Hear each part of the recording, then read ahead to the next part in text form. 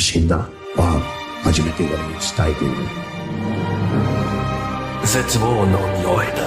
面白いこと見せようか。ほら、こんなに人が多すぎて。お父さん。あかん。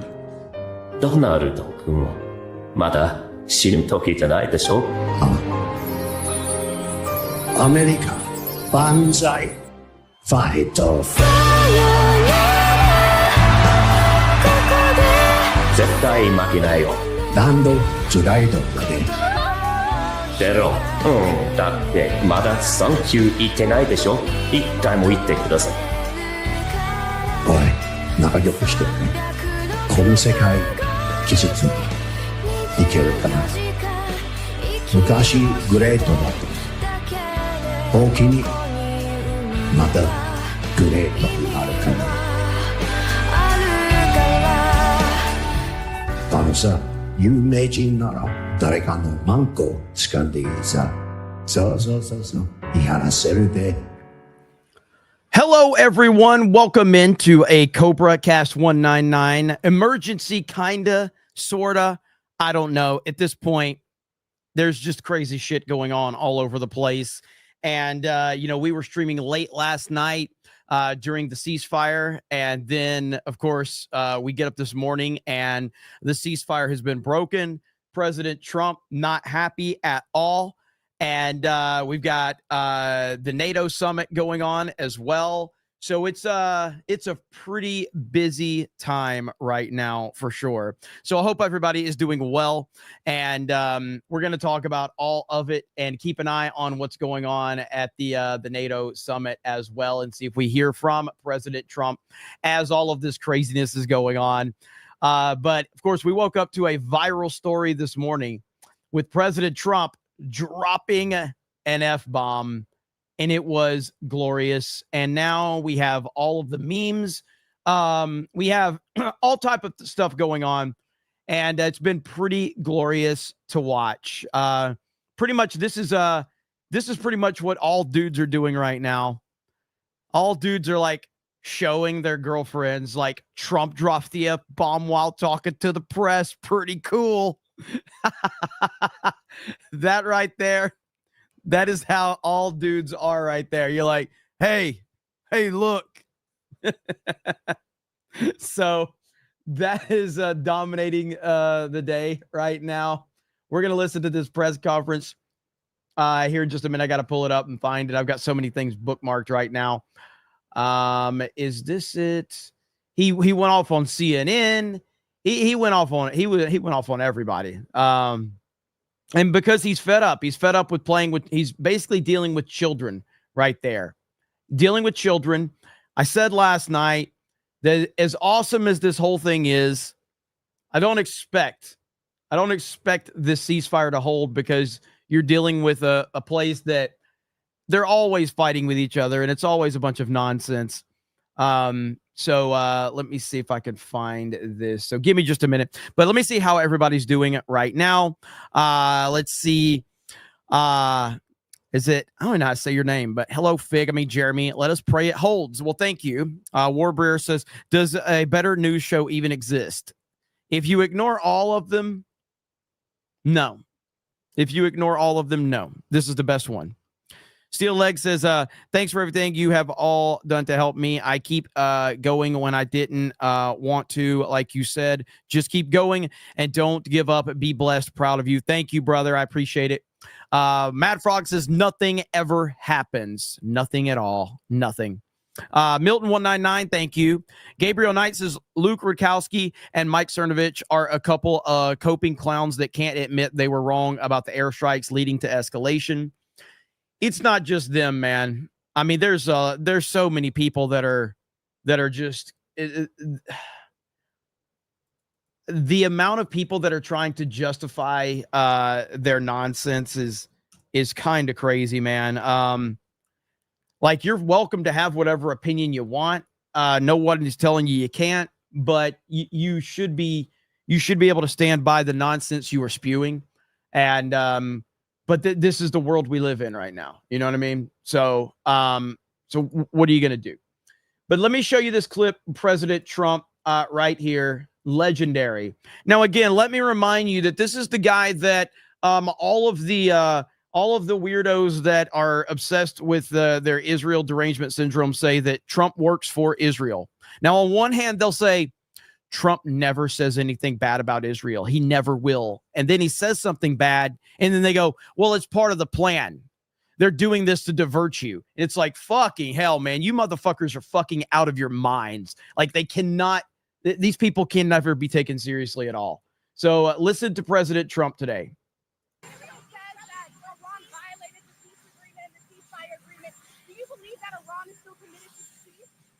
Yeah, I do. They violated it, but Israel violated it too. Are you questioning if Israel is committed? Israel, as soon as we made the deal, they came out and they dropped a load of bombs, the likes of which I'd never seen before. The biggest load that we've seen. I'm not happy with Israel. You know, when I say, okay, now you have 12 hours, you don't go out in the first hour and just drop everything you have on them. So I'm not happy. It's as loud as I can make it. It's as loud as I can make it. I'm sorry. With them. I'm not happy with Iran either. But I'm really unhappy if Israel's going out this morning because the one rocket that didn't land, that was shot, perhaps by mistake, that didn't land. I'm not happy about that. You know what? We basically have two countries that have been fighting so long and so hard that they don't know what the fuck they're doing. Do you understand that? Ooh, he's a puppet for Israel, everyone. He's a puppet for Israel. Oh, well, he only did it to divert you because we figured him out. Good Lord. Like, I think there's some absolutely legitimate criticisms of Israel. Absolutely. I'm here for it. Let's talk about it. Let's talk about why most of our politicians anyway seem to be controlled by Israel. I have no problem with that conversation. But when you say dumb shit, like Trump is controlled by him and he won't say anything bad. And then when he says something bad, those same people say, well, that's because Israel told him to say that because too many people are catching on to the fact that he's controlled. And I'm like, shut the fuck up. At this point, you can never be taken seriously at all. Continue to believe in Santa Claus and the Easter Bunny and Bigfoot and all of other shit. Go ahead. But I don't ever have to take you seriously. And I never will take you seriously from that standpoint. You know, anti-Israel people are essentially like the SJWs, where if you give them an inch, they will take a mile. Like, they're not willing to have a rational, level-headed conversation. They're willing to tell you that literally every single human being that has ever disagreed with them is controlled by Israel. And I'm like, what are you fucking talking about? Like, you had a valid point, and then you just overshot it to the point where you don't even need to be taken seriously ever again now. And so there's no point in it. Absolute nut jobs.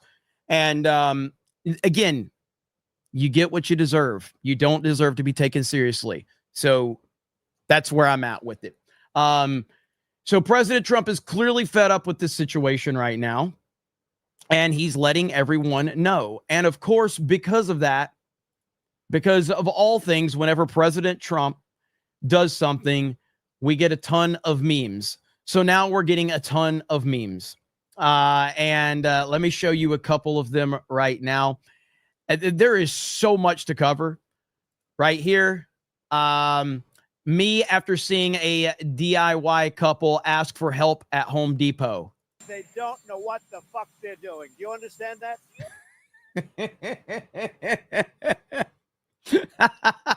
They don't know what the fuck they're doing. Do you understand that? Oh God.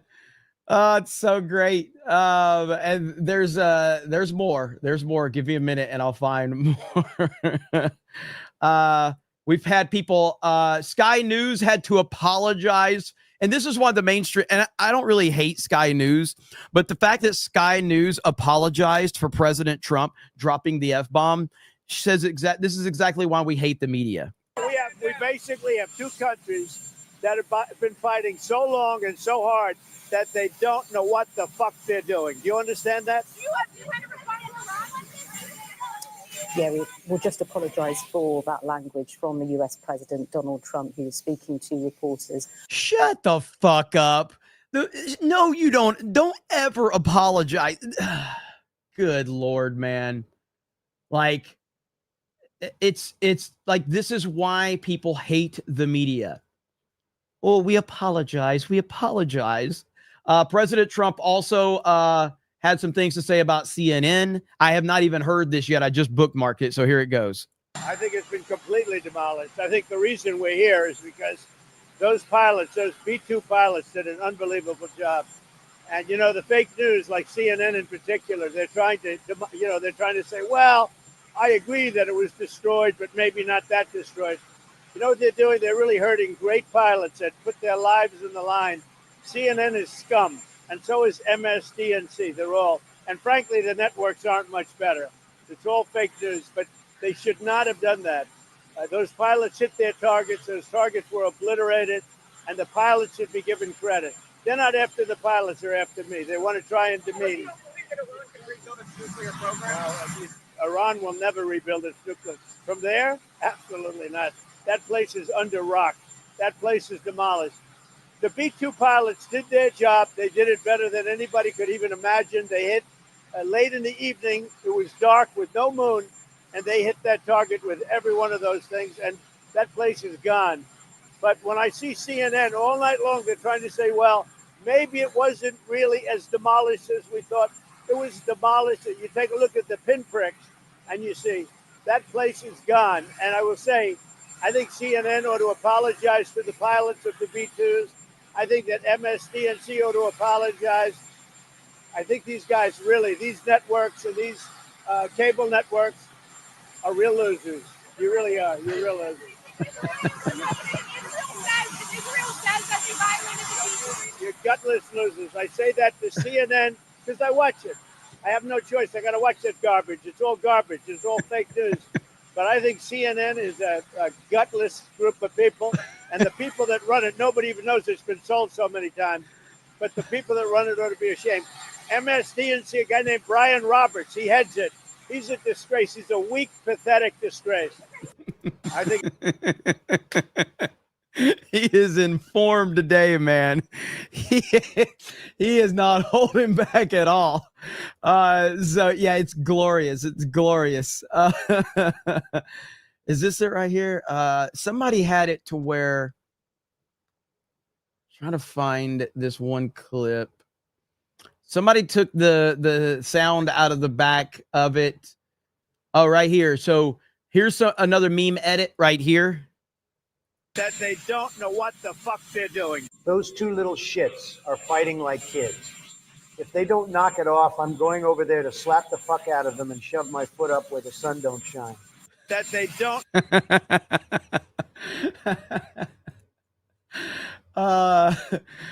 Trump and memes, man. It's a beautiful thing. Which one is this one? That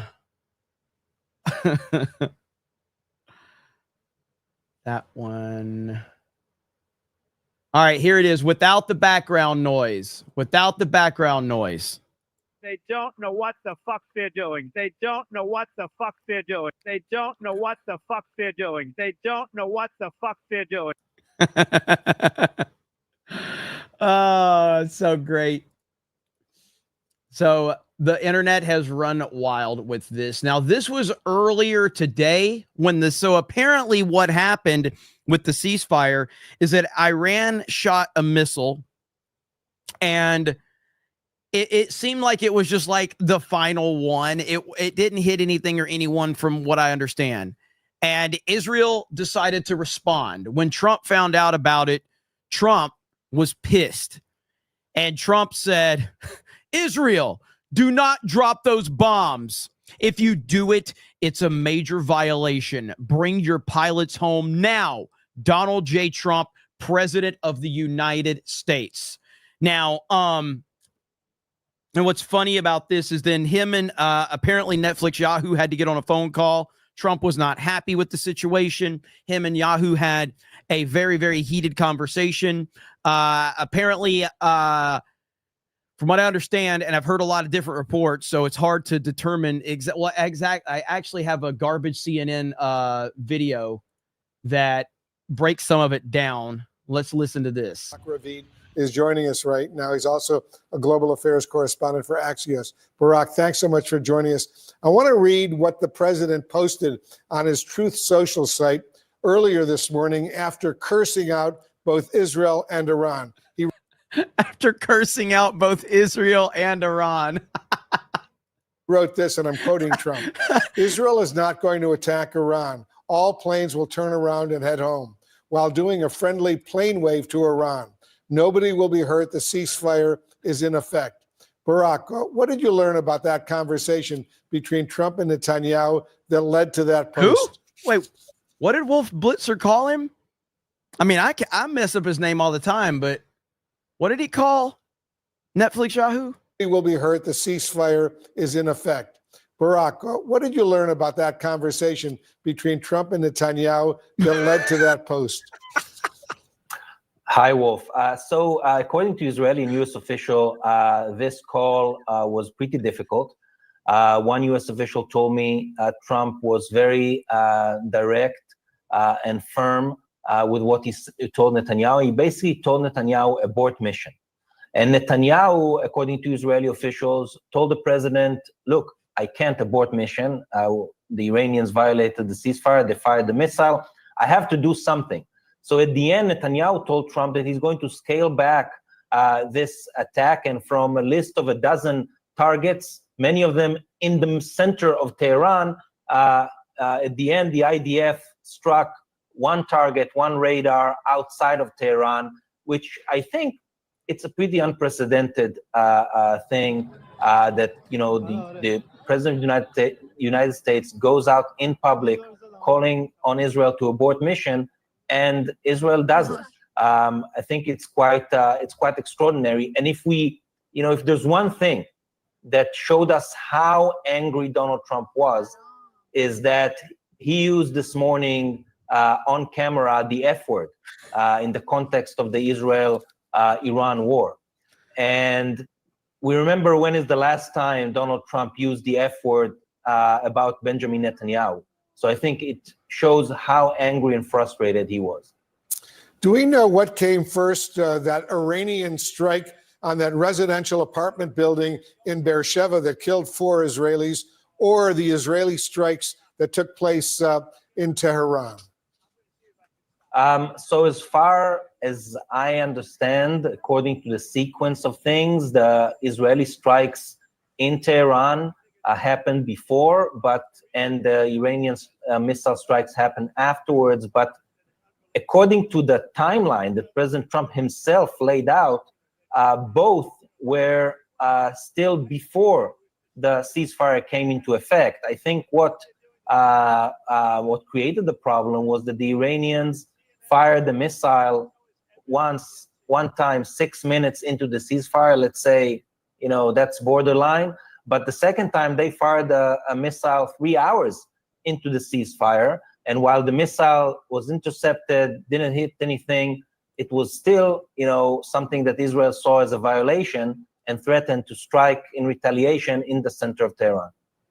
In a statement after the phone call with the president, Prime Minister Netanyahu's office said this, and I'm quoting, "In the conversation, President Trump expressed his great appreciation for Israel, which achieved all of its objectives for the war, as well as his confidence in the stability." That sounds like some Israeli spin right there. "Of the ceasefire," end quote. What objectives is Israel claiming it achieved during the course of the last 12 days? So I think there's no doubt that Israel achieved almost completely its 2 main objectives, which were, number one, destroying the Iranian nuclear program. I think the program... So that's just right there. We're not going to continue to listen to this garbage Barak from Axios and CNN, but to get the gist of the conversation between Netflix Yahoo and President Trump. So President Trump, not happy at all, and he definitely let everyone know about that. Now, he did take questions. Let me see if I can find that clip. He did take some questions. Is this it right here? Here we go. No, they didn't do anything. They would have if I put out a statement on truth, and they didn't do anything. How are you confident that this might not happen again? Say in a couple weeks that. Tired of it. I think they don't want it to happen again. And Iran's not going to have a nuclear weapon, by the way. I think it's the last thing on their mind right now. Mr. President, did Iran make any commitments yesterday about uranium enrichment? About what? About uranium enrichment. They're not going to have enrichment, and they're not going to have a nuclear weapon, and they know that. They're going to get on to being a great trading nation. You know, they're very good traders, and they're going to be a great trading nation, and they have a lot of oil. They're going to do well. They're not going to have a nuclear weapon. So did they The promise? last thing on Iran's mind right now is nuclear weapons. Can you clarify what you meant when you mentioned regime change in your Truth Social post the other night? Which, Regime change? Do you want to see regime change in Iran? no, if there was, there was. But no, I don't want it. I'd like to see everything calm down as quickly as possible. Regime change takes chaos. And ideally, we don't want to see so much chaos. So we'll see how it does. You know, the Iranians are very good traders, very good business people. And they got a lot of oil. They should be fine. They should be able to rebuild and do a good job. They're never going to have nuclear, but other than that, they should do a great job, which is exactly where I've been saying for years, you cannot let Iran have a nuclear weapon. Yeah, but we're going to be with, where's Marco? I think Marco's here someplace. You know, our great Secretary of State. But we cannot let them have a nuclear weapon. They won't have a nuclear weapon. And I will tell you, the last thing on their minds is nuclear weapons. They don't even want to think about nuclear. And our B-2 pilots made this all possible. They had a magnificent hit in the dark of night with no moon, no light, no nothing. They hit the target perfectly, wiped it out. And the press is very disrespectful. I saw CNN fake news going, well, maybe it wasn't a perfect hit. It was perfect. They said maybe it did destroy it. We agree it did destroy it, but maybe it could have destroyed it more. No, it couldn't have destroyed it more. Everyone hit. And it's very disrespectful to those great geniuses and patriots that flew those planes through tremendous danger. So CNN and MSDNC are a disgrace. And so are the others. I mean, they're pretty much all a disgrace. But it's an amazing period of time. Now we're going to NATO, and we'll get a new set of problems. We'll solve a new set of problems. Do you think you'll meet with Zelensky when you're there? Yeah, probably. I'll see him. Yeah. What would you say to him? I'll say, how you doing? They're tough. He's in a tough situation. Should have never been there. Sir, you said a couple days ago that you didn't think the U.S. should have to agree to the 5% increase in GDP on defense. No. Do you want to I was the one that said that's what they should be paying, as you know. No, I should do something. And they're having a problem with Spain. There's always a problem with Spain. Because Spain's not agreeing, which is very unfair to the rest of them, frankly. So the U.S. won't be increasing our GDP to 5%. We should pay what everyone else, they're in Europe, we're not. A lot of that money goes to rebuilding their bridges, their roads, so it can take heavy equipment. And, we don't have any roads in Europe. We don't have any bridges in Europe. So, no, it wouldn't be quite the same thing for us. But we're with them. Are you still committed to Article 5 of NATO? Depends on your definition. There's numerous definitions of Article 5. You know that, right? But I'm committed to being their friends. I've become friends with many of those leaders, and I'm committed to helping them. What do you want the role of NATO to be going forward once these other countries are spending more? By having a unified system, I think we're going to have stronger peace, better peace. And I think we have that. When I went to NATO, they were broke. When I first started this whole thing, it seems like a long time ago, 9 years, right? But they were broke. I knew it immediately. I said, you guys are broke. They weren't paying their dues. 7 of the 28 countries, at the time it was 28, were paying their dues, but they weren't paying very much. NATO was broke. And I said, you're going to have to pay. And we did a whole thing, and now they're paying a lot. Then I said, you're going to have to lift it to 4% or 5%, and 5% is better. And I guess they're voting on that today, but they're going to be lifting it to 5%. That's good. It gives them much more power. Mr. President, if there's language in the final summit declaration about aggression by Russia, would you be okay with that kind of language? Well, I'll have to take a look at it. But, I'd like to see a deal with Russia. As you know, Vladimir called me up. He said, "Can I help you with Iran?" I said, "No, I don't need help with Iran. I need help with you." And I hope we're going to be getting a deal done with Russia. It's a shame. 6,000 soldiers died last week. More, 6,500 soldiers died last week. Russia, Ukraine, a war that never would have happened if I was president. So enjoy your flight. Let me ask you one more follow-up. In your comments just now about Article 5, that will probably make some people in Europe concerned. Can you clarify what you mean? Are you still committed to mutual defense? I'm committed to saving lives. I'm committed to life and safety. And I'm going to give you an exact definition when I get there. I just don't want to do it on the back of an airplane. Okay. And one other question on energy. What's your take on the oil price situation right now, and are you concerned? I love it. It dropped almost $10 yesterday. I put out a statement, get it down, because a lot of people aren't able to do things when the energy goes down. You're going to have a lot less conflict. So it came down, and our energy department's doing a great job. We're drilling like we've never drilled before. We're keeping it down. We're going to keep it down until all these wars are settled.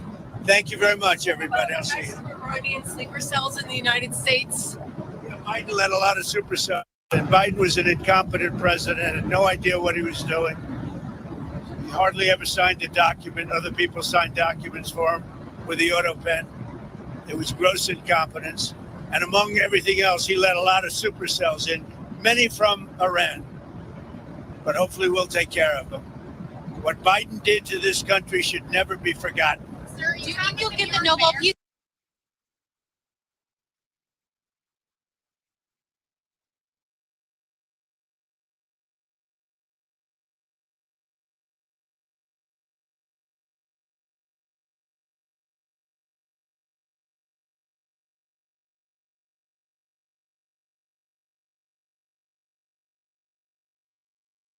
Well, fuck. I was muted because I didn't want to yell at you guys. Okay, sorry. So what I was saying was that was a couple of hours ago when he was traveling to the NATO summit. And I'm trying to find out if there's any footage of him at the NATO summit because he is there now. Let me see. I've got so many things clipped right now. So here is Willem Alexander, and they are meeting King Trump. So I'm sure that it's an honor for them to meet a king. So there you go. They get the honor of meeting King Donald Trump. So I'm sure that's a great honor for them. So yeah, he is the king and they are getting a chance to meet him. And I don't know if they won raffle tickets or something like that. They probably won raffle tickets off True Social, something like that. They probably retweeted him and won raffle tickets to get a chance to meet King Trump. So really, it's nice that King Trump meets little insignificant people like that. So there you go. That's really cool. Happy to see that indeed. So, all right. I'm playing this just because it just feels like we should just play this. We should just play this because it's just so good. Put on notice, if you fuck around with us, if you do something bad to us, we are going to do things to you that have never been done before. The forgotten men and women of our country will be forgotten no longer. Let's go. I don't know if I can play this whole thing or not, but it's such a great video clip, man. I love it so much. 2024 is our final battle. They stole our jobs and they plundered our wealth. The future does not belong to globalists. The future belongs to patriots. Let's go. I can't play the whole thing, man, but it's such a good clip because I'll probably get hit for copyright. So I will have to leave it there, unfortunately. Now, there is some interesting stuff going on at the moment because one Bernie Sanders decided to show up to the Joe Rogan podcast. Bernie Sanders was on the Joe Rogan podcast today.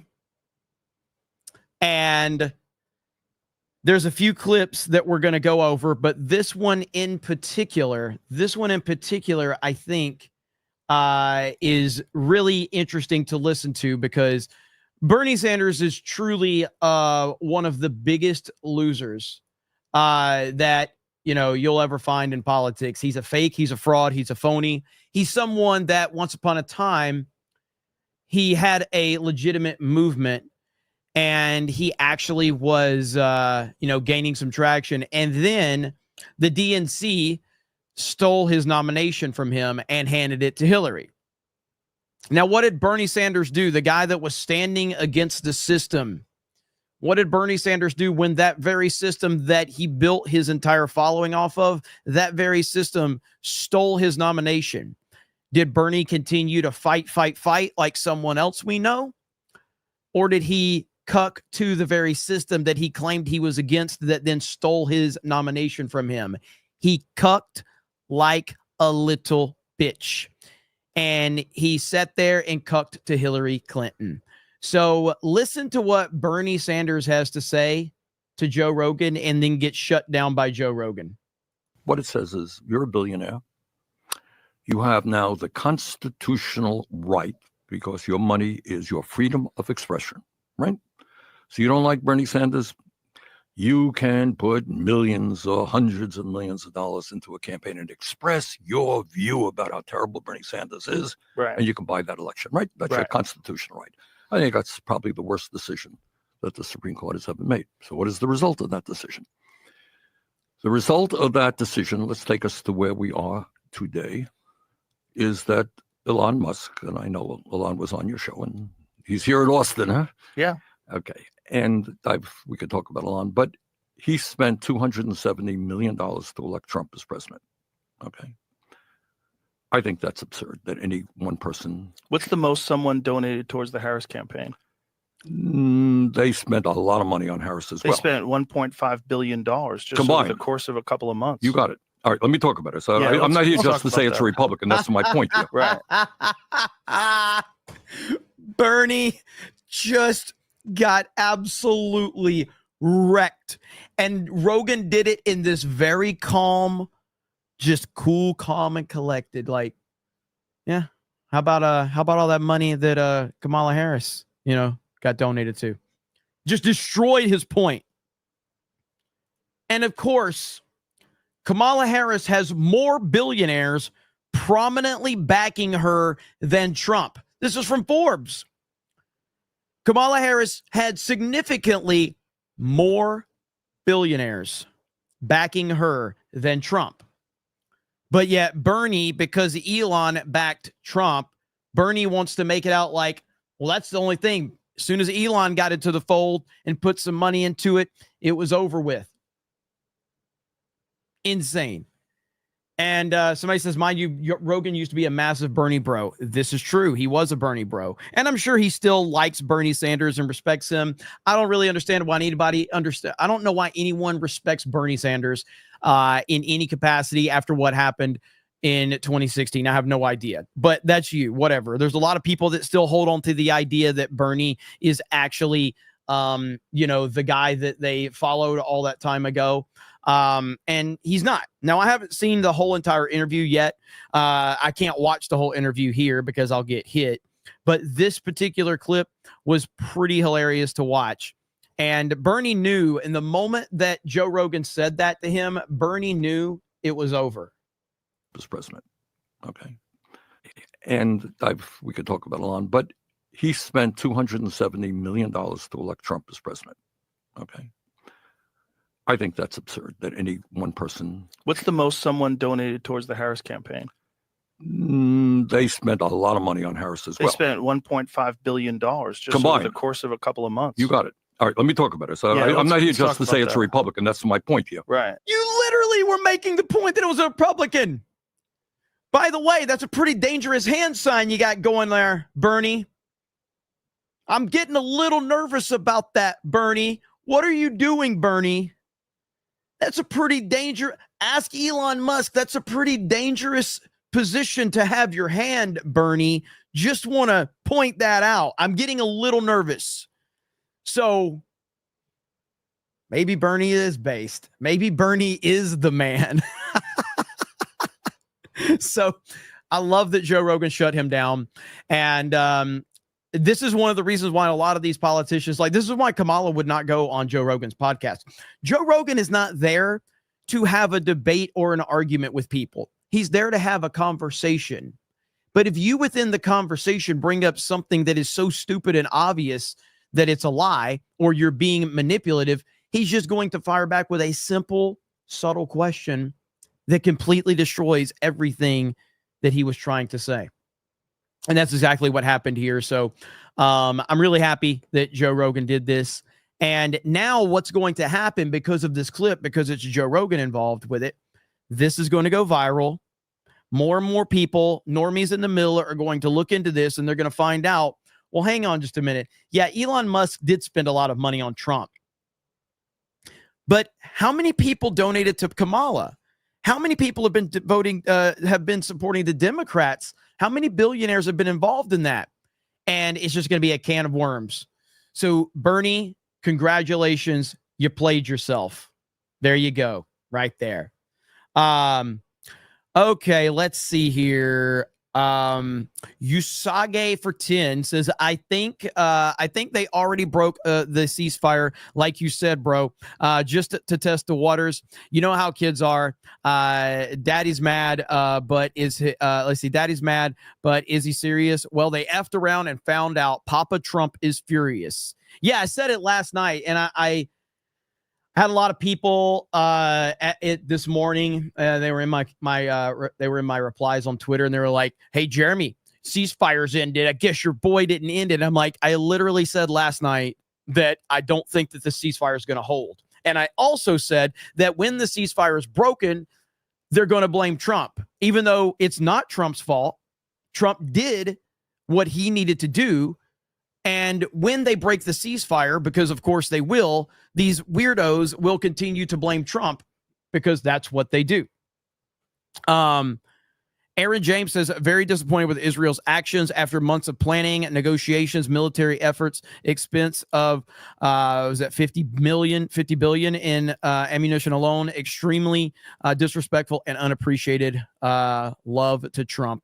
Mike S says, Jeremy, just stop your warmongering. The only reason Bush 3.0 Trump didn't start World War III is because of heroes like Candace Owens and the Hodge twins Twitter post. At least that's what I've been told. I've been told that over and over again as well. I was told that we stopped it. We stopped it. And so there you go. The guys on Twitter stopped it. Now, I wonder if they did the same thing back in 2020 when Trump killed Soleimani. Did they stop it then? Did they stop everything then? Was it their Twitter post then? You're dealing with a lot of people that are just really, really, really manipulative in what they're saying. And again, you're welcome to listen to them if you want. You don't have to explain that to me or anyone else. But my God, man, the amount of people that are being obviously deceptive is kind of out of control. Star Wars of Stripes says, Jeremy, how you doing? What's up, Star Wars of Stripes, for the $20 super chat? I appreciate it. Jeffrey Hill says, ceasefire didn't last but a minute. If that, go Trump. I love how he's straightforward and tells it like it is. Milton 199 says, that's exactly what I voted for. Jonathan says, that Trump clip will be used in every sports reaction. 100% it will. That's a legendary clip right there. People are still pulling up there. I'm trying to see if we have any. So we have no live coverage of this NATO crap right now that I can find anyway. Let me see if they're live. Okay, what is this one right here? I'm gonna mute this. And okay, so we're gonna wait and see if they have any coverage of this, because they are live and they're on a commercial break. So I'm gonna keep it there so we can keep an eye on that for right now and see if they have, because I don't know if we're gonna hear from him. I have no idea. Let me see. There's a lot of reporting right now. So there's some CNN reporting that is probably going to get Trump really worked up. And I'll show you that reporting right here. Of course, Trump's already went off on CNN today. Right here. So CNN claims, citing unnamed sources, they have seen secret intelligence not reported publicly yet that Trump did not take out Iran's nuclear facilities. Pete Hegseth responded, which was buried in the report, that Iran's ability to make nuclear weapons was obliterated.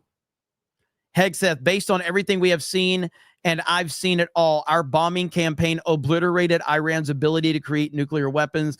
Our massive bombs hit exactly the right spot at each target and worked perfectly. So CNN is now trying, like, he's already pissed him. They've already pissed him off this morning. So I can't wait. I can't wait for him to hear about this. So CNN, very, very desperate right now. Aaron the Brit says, it's always great when President Trump scolds these losers. Big up to the greatest fig channel on the platform. Respect to you, my guy. Shorty Short says, controlled too strong as a word. Wait, controlled is too strong of a word. Common interest. Milton 199 says, that's exactly what I voted for. Kyle T says, first time a U.S. president has knowingly and intentionally used the F word on camera, and that was completely valid.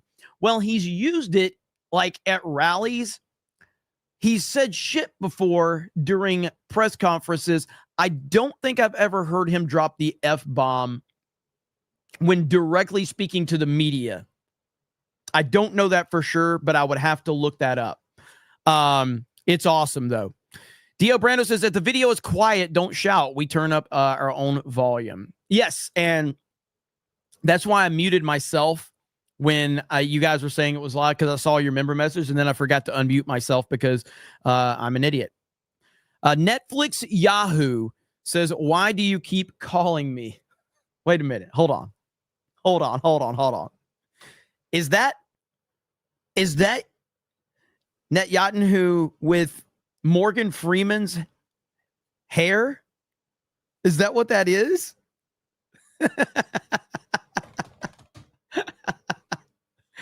Oh, that's great. That's great. Matt Frog says he cucked when those girls took his mic on stage. Oh, yeah, Bernie Sanders. That is true. He did. I'm not your buddy guy. Says Bernie is a freaking commie. Modalicious says, wait, didn't Dinesh D'Souza go to prison for donating $3,000 because that was over the donation limit? I don't know if he went to prison. I can't remember if he did or not. I really don't know. I don't know if our boy Drinky is watching, but Drinky last night dropped a proper 199 over on Streamlabs that I did not get to. And because of that, you guys know what that means. He went to prison. Okay, he did. Okay, noted. So here you have it. He dropped a proper 199. So you know what that means. Proper 199 means a celebration of jiggle physics. Proper 199, jiggle physics in the house. Should I do it? Do not come. I'm gonna do it. Do not come. I'm gonna come.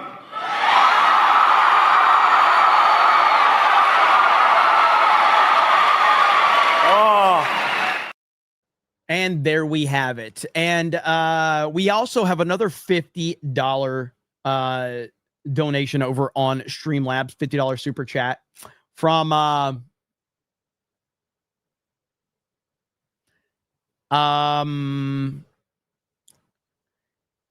Ninja Yahoo. We'll just go with that. All right. That's the best way I can say it. $50 says Top Gun Maverick was about defending an ally against an enemy to get the nukes. They did a bomb run in the mountains. Yeah, and I've heard a lot of the comparisons of that. I actually want to see, thank you for the 50. I actually want to see the movie again. I haven't seen it in so long. So I would like to watch Top Gun Maverick again in the near future. Such a fantastic movie. Fantastic movie. Live. Okay. Oh God. Nobody wants to hear from the Democrats right now. None. Now I saw a video that Steven Crowder uploaded, and he was calling out Candace Owens. Now I've been fairly critical of Steven Crowder, but I gotta say, like, with that whole Daily Wire Steven Crowder thing and that big feud they had, Steven Crowder has proven that he's one of the more legit voices in the conservative media space. I don't watch his show. I don't particularly find Steven Crowder entertaining, but it does seem he definitely came off the winner of that Daily Wire Steven Crowder situation 100%. Now, I haven't heard this clip, but I want to watch this clip from Steven Crowder talking about Candace Owens apparently. Let's go through the examples. Candace Owens said over and over again that President Trump would send you to die for Israel, for the Jews. I'm reading her actual ex-posts. Get ready, white American men. It's time for you to go die for Israel again. If you don't want to die for Israel, then you are an anti-Semite. Sign up to die in Iran for Netanyahu today, or just admit you hate Jews. Here's another one. That's very similar to the stuff that the people come in my comment section and say, and you realize that these aren't original thoughts. They're hearing it from their favorite podcaster, and then they just repeat it, you know? And I'm fine with that. I'm fine with you having whatever opinion you want, and I'm fine with you being critical of Israel. I've never really gotten involved in this until these fucking idiots started accusing me of being part of it. And I'm like, now I know you're retarded. Now I know you're stupid. Like, before I didn't know, because how would I know the truth about what you're accusing all these other random people of? Well, I know the truth about me, and it shows me how retarded you are. And it just shows that you will accuse anyone that doesn't give the opinion you want of this thing. And it just shows how insane the argument is. They tried to redefine anti-Semitism, criminalize criticism of Israel on college campuses. Not true. Most crucially, seed the idea that the declaration of Christ as our king amounted to hatred against Jews. Also not accurate. All of this was done in preparation for the Greater Israel agenda, regarding which they attempted to emotionally manipulate Americans to accept. The conspiracy theorists were right again. It was always about a planned war with Iran and a doomed heretical belief that mass slaughter of women and children is messianic. Let me read that again. It was always about a planned war. Where's the planned war? It's all part of the plan. Yeah. This wasn't presented as an opinion. This was presented to you as fact. And I had many people go, this is clearly a planned war for Israel. That's clearly what Donald Trump is doing. He's trying to get us in. Is that what you're seeing? If it's not what you're seeing, this was dishonest. Here's another one. Our foreign policy is dictated by Israel. They don't know what the fuck they're doing. That seems like it's dictated by Israel. Well, Stephen, what you don't understand, Stephen, is Trump said that because people like you have figured out that he works for Israel. So Israel has ordered him to say that they don't know what the fuck they're doing, to make people like you go, wow, Trump isn't controlled by Israel. It's all part of the plan, Stephen. It's all part of the plan.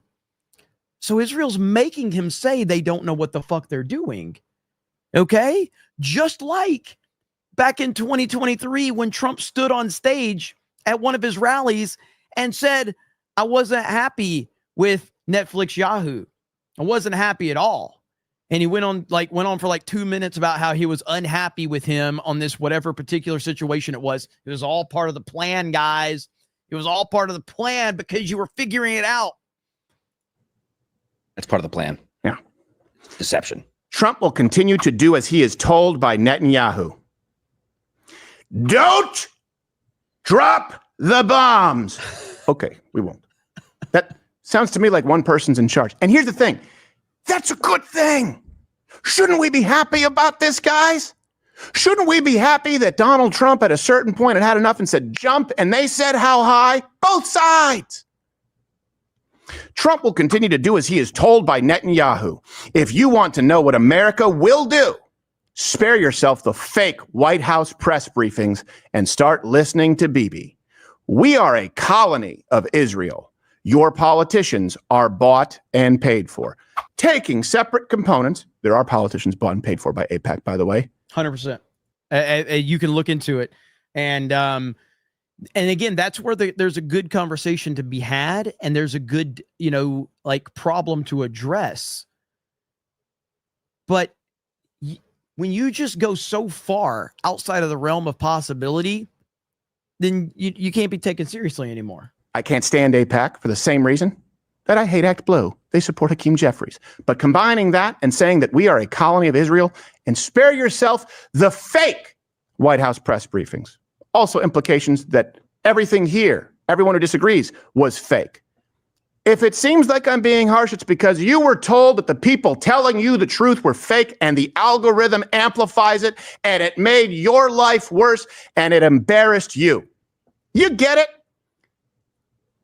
By the way, the worst part is you don't even get to celebrate the win. No war. Good, done. No nukes in Iran. Great. America is a colony of Israel.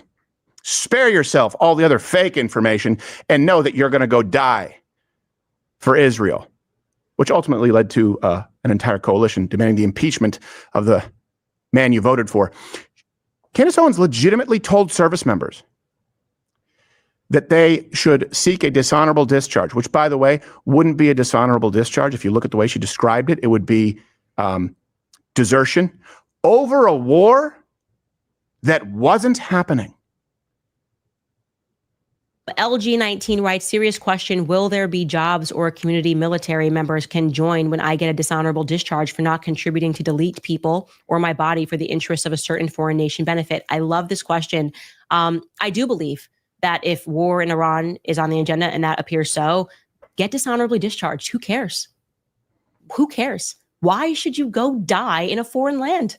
You now have the benefit. This is insane, dude. Like, this is an insane take. Like, I am astonished at this. My goodness, dude. This is next level insane. Of 2020. You can see, think about those men and those women who died because they were pitched that they were serving their country because there were weapons of mass destruction. She, as somebody said it in the chat, says the millionaire. She's a multi-millionaire multiple times over who gets paid to talk for a living. And she is telling members of the military to get a dishonorable discharge, which will ruin their life, by the way, ruin their life and ruin their family's life. Holy crap. Right? They were serving their country because the Taliban, they were serving their country, whatever, and these people gave up their lives. And ask yourselves, for what? Yeah, desert for a war that's not even happening. And here's the thing. Yeah, I get it. X isn't real life. But it turns into real life if people believe it. And some soldiers, I guarantee you, believed it. Some soldiers still fell for it. Some are still falling for it. Like Private who is still AWOL and doesn't know the war is over, anti-Semitic Jim. This guy got the short end. He doesn't. Hates Jews. Look, in an attic. People make mistakes. If it was all a mistake, just say it. Serve your audience. Serve the country, Candace. Oh, that was good. That was good right there. Was that Tucker and Candace Owens like kissing in the background? Yes, it was. Holy crap. Oh, that was fantastic right there. That's good stuff. So, all right, you got me on that one, Crowder. You got me on that one. So, okay, so let me catch up on some super chats really quickly here. And John Jones says, Trump dropping F-bombs immediately makes him Mount Rushmore material. Hell yeah. Mr. Bentham says, I would take note of all the fake MAGA supporters. These people jumped on MAGA and only show their true colors when something like this happens. GTFO. Yep. Absolutely. Ministry of Ron thinks says Trump dropped the biggest bomb of the whole war. Dixon says, he said, we'll make those mother effers pay to China live. Zinni Biscuit says, the last few days, the most level-headed people I've heard from are Crowder. I don't know who the other one is. And some fig from Alabama. Yeah, it's bad when we're in bad shape when I'm a level-headed voice. We're in really bad shape when that happens. Just want to put that out there. Big time. Ministry Front thing says you need to add Trump saying that was the biggest load I've ever seen to the end of the 199 clip. Hailstorm, get on it. Vault 95 says Bernie looking worse than a failed trans surgery. Yeah, Bernie and that Rogan clip looks really, really, really bad. Dilly says Luke from We Are Change keeps moving the goalpost. Yes, he does. It's to the point where I just had to mute him on Twitter. I just can't even deal with it anymore. I can't even deal. It's like I have so many people muted on Twitter at this point because the stupidity is out of control. So I just don't even pay attention to it. Netflix Yahoo says, yes, Morgan Freeman. That is one of my favorite profiles right there now. Netflix Yahoo. Zach Attack says, Candace reminds me of how Ben acted on October 7th. Crazy. Socrates McGoat says, if Jeremy was getting money from Assad, he would have better audio and hired a literate person to read super chats on Tuesday night's main event. This is true. Whiskey Niner says, Trump took the wind out of Netflix Yahoo's schemes and Iran's nuclear program with one strike. One strike. Blue Eyed Scorpio says, the dishonorable discharge is worse than a felony. Warbear says, the 19th Amendment was a huge mistake. Patriotic Eagle says, my stance on all this is I stand with Trump. I stand with his cabinet. I stand with the 199, baby. That's right. Thank you so much. Appreciate it. Okay, next clip that we got is, I got to show you guys this because it's actually pretty funny. Now, I'm not a fan of Thomas Massie, okay? And him and Trump are at odds right now, and they've kind of been at odds a lot. Thomas Massie appeared on the Theo Vaughn podcast, and there is a particular point where Donald Trump comes up, and Thomas Massie actually gives a pretty interesting story involving President Trump. So I want everyone to listen to this. This is actually really good. It's really good. So let's listen to this. Because I just said we don't need to vote on it. And he was not happy with that reasoning. Need to war. It will happen? Well, on your own, preemptively. Congress. How do I know it will happen? Well, what if they call your bluff? And then now we're in a war and I don't get a chance to vote on it because I just said we don't need to vote on it. And he was not happy with that reasoning, but because I guess his thought would be, well, if I tell you I'm not going to do it no matter what, then why wouldn't you support me? Probably. Yeah. But you can't know that he won't. And by the way, he told me, he said, I'm more libertarian than you are. Really? Yeah. That is the most Trump fucking thing I've ever heard right there.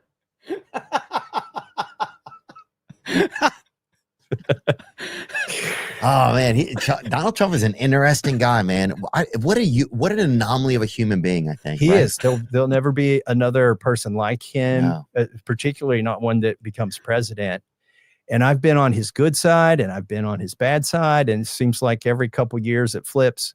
Yeah, I saw. Didn't you get uninvited to the picnic or something? Was that a thing was that a real thing that happened? That was a real thing that happened. A meme about it or something that you got uninvited to the. At the last minute, I got re-invited. But this goes back to 2020 during COVID. I was the only one who said, this CARES Act is going to bankrupt the country. Basically, it's going to cause massive inflation and shortages. So I opposed that. And the president called me. He was upset with me that I would force Congress to return during COVID and vote. And basically all I said was, look, this was during COVID. They wanted to spend $2 trillion by unanimous consent. I said, if truckers have to work and farmers have to work and nurses have to work, why doesn't Congress show up and vote on this? Yeah. So at the time, he called me a third-rate grandstander and said I should be thrown out of Congress. The media immediately descended on me and said, what did I have to say for myself? Because he was tweeting all of this. And they said, well, I'm at least second rate. Come on. Help me out here. 2 years later, he endorsed me. for a re-election. And then most recently, Bobby Kennedy, joined a coalition with the president for MAHA, Make America Healthy Again. And you can do that through the National Institute of Health and FDA and CDC and all that, but also our food supply is a big important part of that. So Bobby Kennedy was advocating for me to be the Secretary of Agriculture. And he and I have been talking about it for weeks. This was before Trump won the election last fall. And there's a lot of agriculture out of Kentucky. That would have been great. It would have been Would it great. be something you were interested in? Yes, definitely. Because I think there are a lot of things we could do to basically reinvigorate and empower small farmers to make healthy food and grow local economies, things like that. And so I was all in, and Bobby Kennedy's team spent a lot of time on it.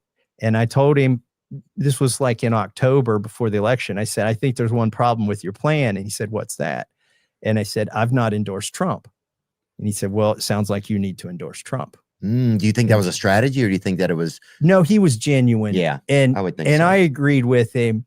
So I said, well, how do we announce it? And he said, well, come out to Wisconsin Tuesday, and Tulsi and I are doing this rally, and just come up on stage and announce it there. And I'm thinking, man, I don't. The next part of this story is like the most Trump story ever. I love the next part of this story. I want to go to Wisconsin in October to do this, because I had a lot of other things on my plate at that time. And so I put it off for a day. I did look at plane tickets to go to Wisconsin. I typed out an endorsement of Trump on my iPhone, read it back to myself. And I woke up the next morning and I thought, God, this is the day I got to do this. So Trump, when my wife passed away last summer, he had left a very nice message. I would have obviously taken his call, but I was inundated with calls, but he left a really nice message of condolences. That was thoughtful of him. And so it was, and that's a side people don't see, right? I actually campaigned for Ron DeSantis, and Trump felt compelled to leave that message, even though I hadn't endorsed him. It was a very thoughtful message.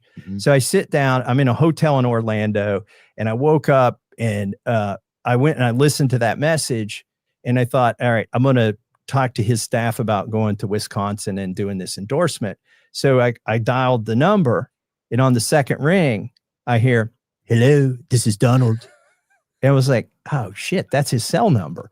And he's like 2 weeks from prison or president. Nobody knows.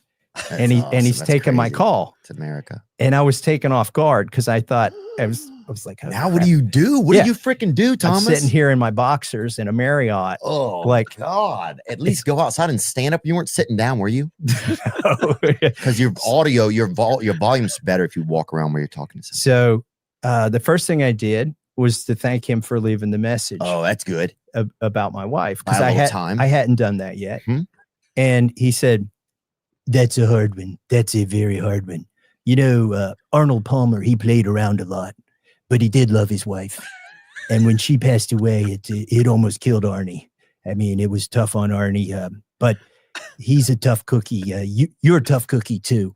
And, you're like Arnie. You'll get through this.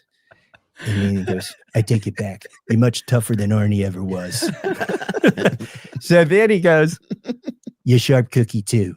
You went to MIT. My uncle, Professor John G. Trump, taught at MIT for 41 years. It's a record. Then he said, "Oh, what a god! What a then he what goes, I've got the best genetics." Yeah.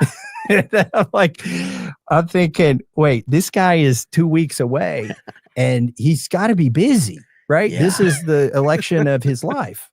And so I thought, at some point they're going to grab him and say, look, who are you talking to? You got to get back to work. Yeah. So I said, well, the reason I'm calling you is I've seen it's close in these purple states, and there are a lot of independents and libertarians who could be influenced perhaps. And I'd like to endorse you. Oh, this is wonderful. This is great. This is tremendous. And I said, well, how do we get it out there? And he goes, oh, just tweet it. I'll retweet you. So I saved myself a trip to Wisconsin. Oh, that's nice, dude. Yeah. I love going to Wisconsin. Was it in La Crosse? I don't know where it was. Oh, you missed out, I think. So he goes, I spoke at the Libertarian National Convention. Yeah, there it is. there's a sentence in here I got to explain. Okay. So he goes, I spoke at the Libertarian Convention and they loved me. He said, when I mentioned I was going to free that kid that's been locked up 100 years, they all applauded. And who was that? Not Travis Scott or something. Ross huh? Ulbricht. So I said, oh yeah, he's in for 2 life sentences plus 40 years for running a website. And he said, yeah, put that in your endorsement. The libertarians will love it. Oh, really? So he if really you thought look, of that? like I'm like, he will make America healthy. He'll save America, secure our liberties. I said, and he'll free Ross Ulbricht. Wow. And, So a lot of people are like, we'll take it. yeah, Ross's mom called me and thanked me for that. And then Is he out? Yeah. Wow. I took him to the State of the Union. Is he a cool guy? He's a super cool guy. And he never should have been in prison for as long as he was. I think that's the gist of it right there. But it's a good little clip right there. Like I said, I'm not the biggest fan of Massie. And I also get tired of people talking about principles and all that shit. Like, it sounds like it's if you've seen the movie Man on Fire, you know that scene where Denzel, he's got that cab driver that kidnapped the girl, and he's got his hands taped to the steering wheel, and the guy's like, sorry, I'm a professional. And Denzel's like, I'm sick and tired of hearing you motherfuckers say that. I'm a professional. I'm a professional. I'm a professional. I'm so tired of people talking about principles. Fuck your principles. People that have principles don't have to talk about having principles. They just have them, okay? But somebody that always says, I'm a principled individual. No, that's virtue signaling. Like, if you have principles, then just live by. You don't have to talk about you have principles. You just have them. Principles, principles, principles. Fuck off with your libertarian loser nonsense bullshit, okay? You talk about principles because you'll never win a goddamn thing in your life, okay? So all you have is your principles because you're fucking losers and you fight with each other all day long. Principles, principles, principles. Fucking losers. Well, Thomas Massie, he's principled. No, fuck off. So tired of hearing that dumb shit. JMNZZ450 says, now that Jeremy has come to the same opinion that I have had of Candace Owens, I can safely say he is finally waking up. Hopefully he will not say anything that I disagree with, or he will instantly be a traitor to MAGA and America. Hail the 199 for now. There we go. Thank you, JMNZZ450. I'm glad that I finally have an opinion that you agree with. Hopefully I never piss you off. Hopefully you never get mad at any opinion I have now. Thank you, brother. I appreciate it. So right now we've got some news that's getting some traction.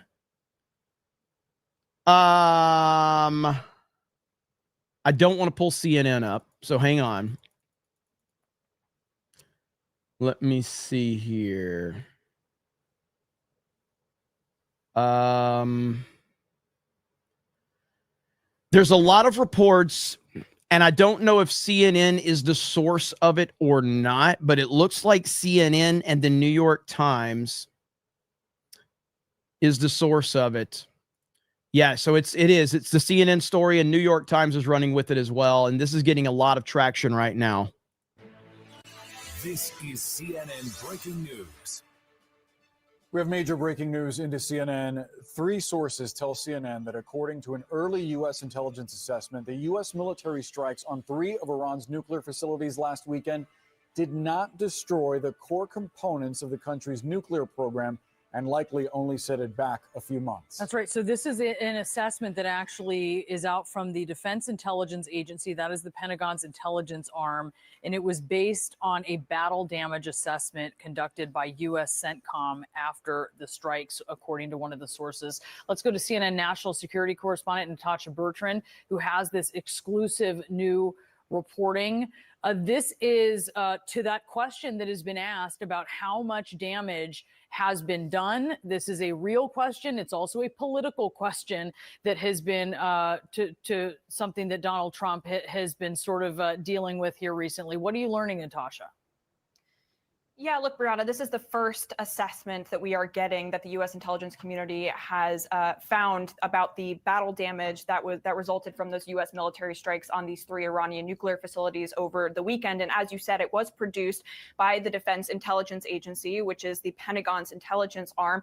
And it is worth noting that it is a very early assessment. The strikes were only a matter of days ago, and the intelligence community is still gathering intelligence. They are still working to come up with a full, comprehensive picture of what exactly happened here. But based on a battle damage assessment that was carried out by U.S. Central Command, essentially looking at the images and looking at what was actually damaged, the Defense Intelligence Agency has assessed that the core components of Iran's nuclear program are largely intact, and that. So Trump has already responded to this, and I'm going to play Trump's response. We're going to play this clip in its entirety, but I personally don't buy this at all. But we're going to continue to listen. Iran's nuclear program has essentially only been set back by months. Now, we presented this information to the White House for comment, and White House Press Secretary Carolyn Leavitt, she did acknowledge the existence of this assessment, but she said in a statement that the administration disagrees with it. She said, quote, "This alleged assessment is flat out wrong and was classified as top secret,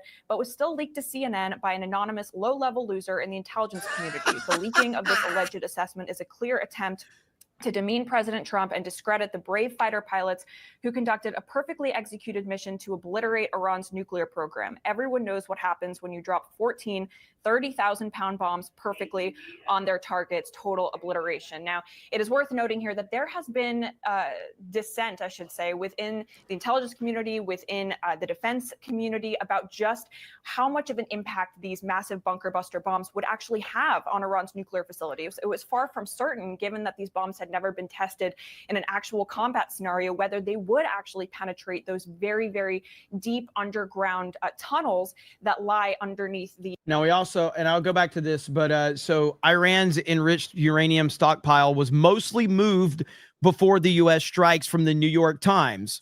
Defense Secretary Hegseth says our bombing campaign obliterated Iran's ability to create nuclear weapons. And what we are told is that as of now, this Defense Intelligence Agency assessment, it does conclude at this point, again, it is still very early, that those underground facilities, including the centrifuges, including the highly enriched uranium that everyone has been talking so much about, those are largely intact. Now, of course, this does stand at odds with what President Donald Trump and Secretary of Defense Pete Hegseth have been saying in recent days about the impact of these U.S. military strikes. Of course, President Trump said it was totally obliterated, and Secretary Hegseth did as well. And he actually also provided CNN with a statement. And he said that, quote, "Based on everything we have seen, and I've seen it all, our bombing campaign obliterated Iran's ability to create nuclear weapons. Our massive bombs hit exactly the right spot at each target and worked perfectly. The impact of those bombs is buried under a mountain of rubble in Iran. So anyone who says the bombs were not devastating is just trying to undermine the president and the successful mission." Now, our sources did emphasize here that there was severe damage that was done largely to the above ground structures at these nuclear sites. And so there was damage done, of course, by these massive bombs. So right now, of course, Trump's comments earlier kind of put it all into perspective. And this is Trump's comments earlier. I think it's been completely demolished. I think the reason we're here is because those pilots, those B-2 pilots, did an unbelievable job. And, you know, the fake news, like CNN in particular, they're trying to, they're trying to say, well, I agree that it was destroyed, but maybe not that destroyed. You know what they're doing? They're really hurting great pilots that put their lives in the line. CNN is scum, and so is MSDNC. They're all, and frankly, the networks aren't much better. It's all fake news, but they should not have done that. Those pilots hit their targets. Those targets were obliterated, and the pilots should be given credit. They're not after the pilots, they're after me. They want to try and demean. Iran will never rebuild its nuclear. From there, absolutely not. That place is under rock. That place is demolished. The B-2 pilots did their job. They did it better than anybody could even imagine. They hit late in the evening. It was dark with no moon, and they hit that target with every one of those things, and that place is gone. But when I see CNN all night long, they're trying to say, well, maybe it wasn't really as demolished as we thought. It was demolished. You take a look at the pinpricks and you see that place is gone. And I will say, I think CNN ought to apologize to the pilots of the B-2s. I think that MSDNC ought to apologize. I think these guys really, these networks and these cable networks are real losers. You really are. You're real losers.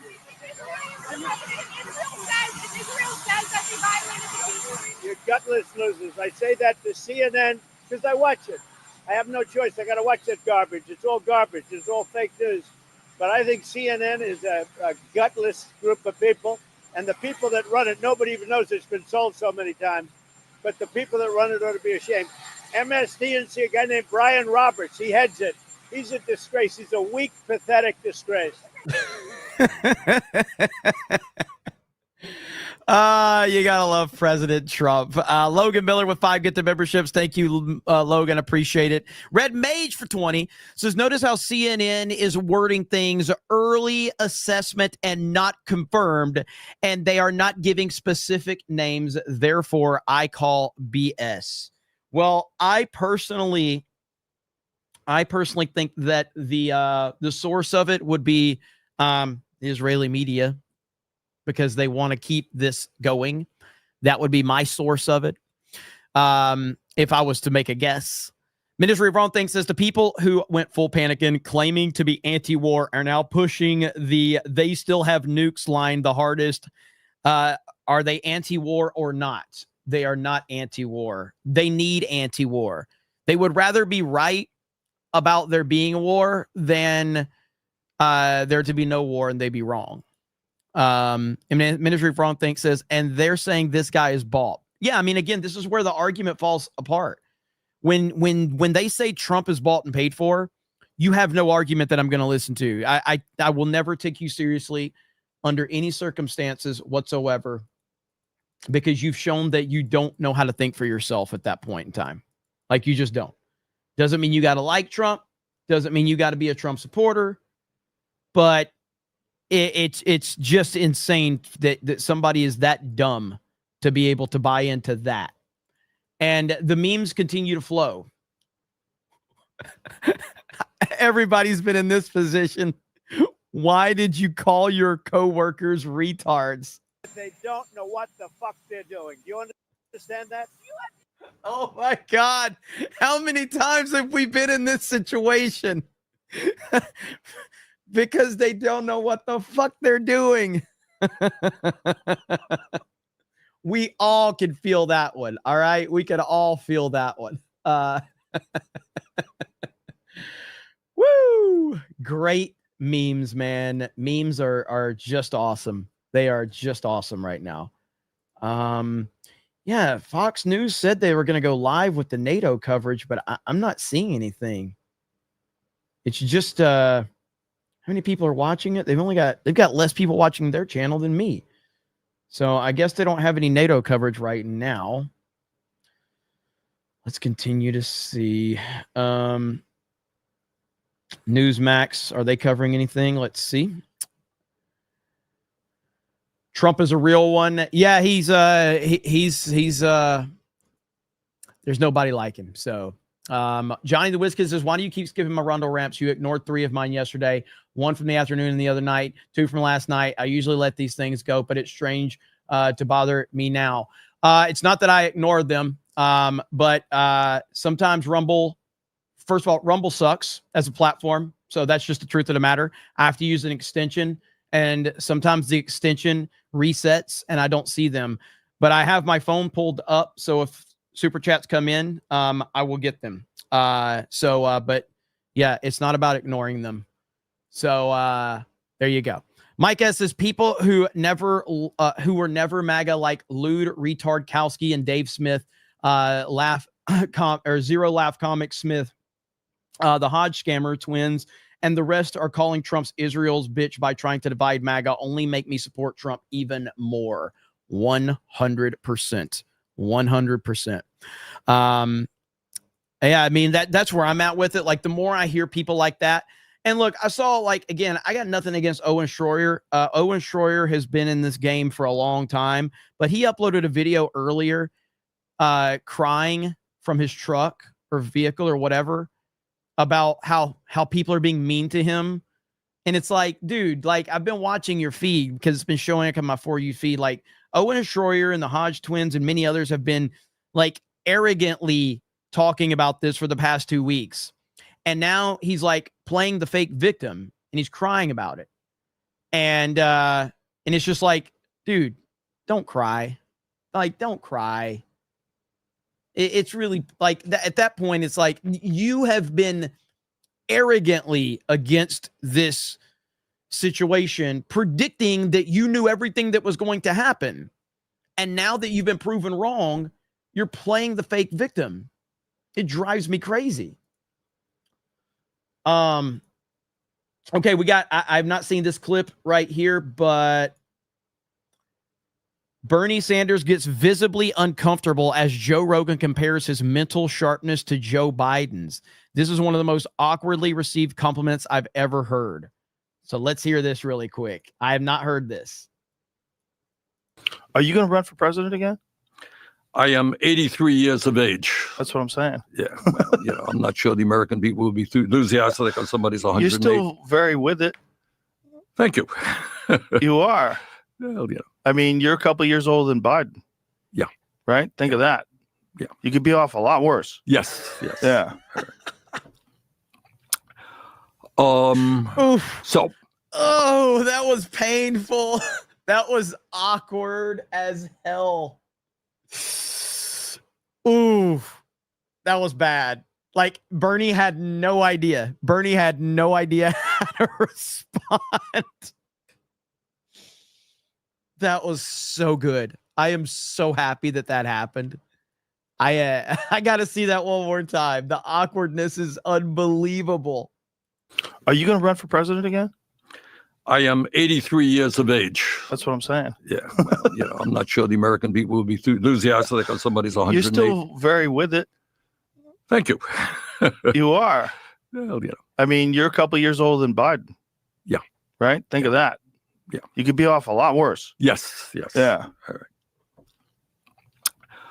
Oh, it's so embarrassing. Oh, and then if you compare that, because we do have a young, vibrant man in office right now. I just feel like a young man. I'm so young. I can't believe it. I'm the youngest person. I am a young, vibrant man. I look at Joe. I don't know about him. I don't know. Macho man, yeah. Young, vibrant man.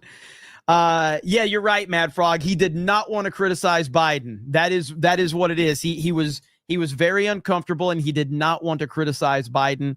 And Rogan put him in a, not intentionally, by the way, but Joe Rogan put him in a very awkward position and he had no idea how to deal with it. So is it edited though, Jeremy? Kind of seems like it. You know, I mean, I've never known the is it the Vigilant Fox? I've never known him to do that. But yeah, why don't we, because I know this is going to be uploaded to D-Day Cobra 2. So let's double check that. I would like to know if that was edited. I don't think it was. The Vigilant Fox has never been one to do that. I've been following this account for a long time. It's a pretty big account. So I've never known him to do anything like that. But if somebody can double check, or somebody that's already seen it can double check that, because I would like to know to make sure. They'd be called out in the comments. Well, I'm not going to, because I'm not a psycho, I'm not going to scroll the comments on Twitter live. So I will go to another tab and scroll the comments, because it's a dangerous thing right there.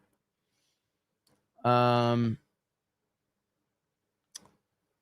me see.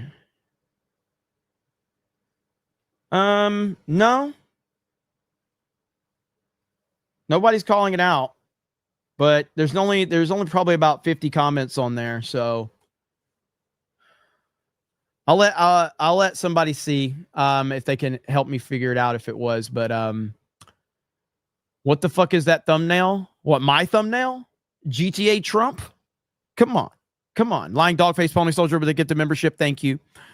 Fantastic. Mr. Knox says, Trump says a swear word, and you can hear the media and idiots on social media will say Trump is being mean and vulgar. It's only the F word. I know. Whiskey Tango Foxtrot says, if you really, really know Trump, you know that he's actually really pissed because they fucked up his 12-day war entry in the history books. That is 100% why Trump would be mad. Absolutely. That is 100% why Trump would be mad.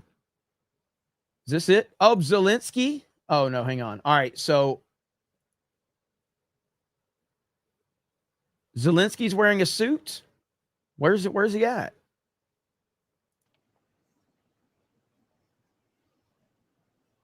Oh, Zelensky's wearing a suit. Look at the little guy. Look at Zelensky. He's wearing a suit.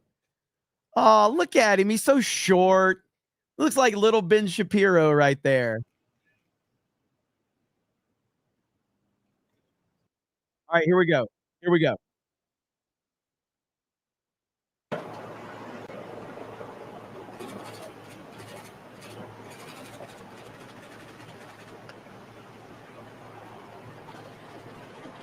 That might have been earlier.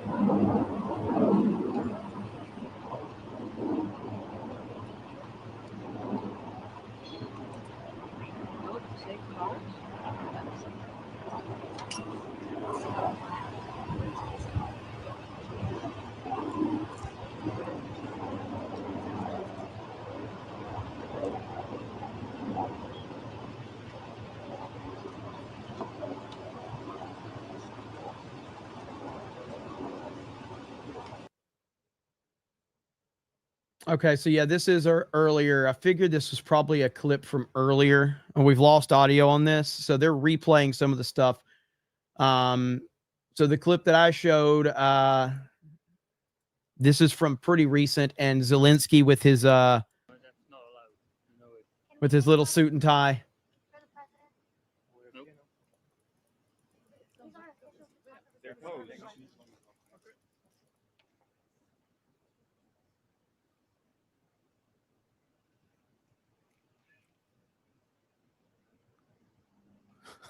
Look how little Zelensky is. He's a little guy.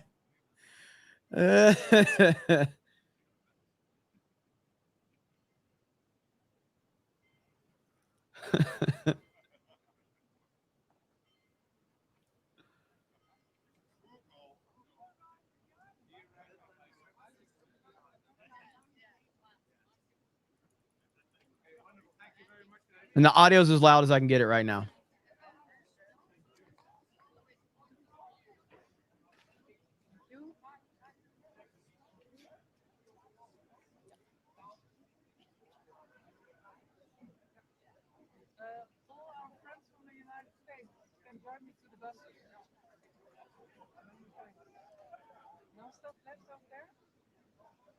Thank you very much. Yeah, thanks.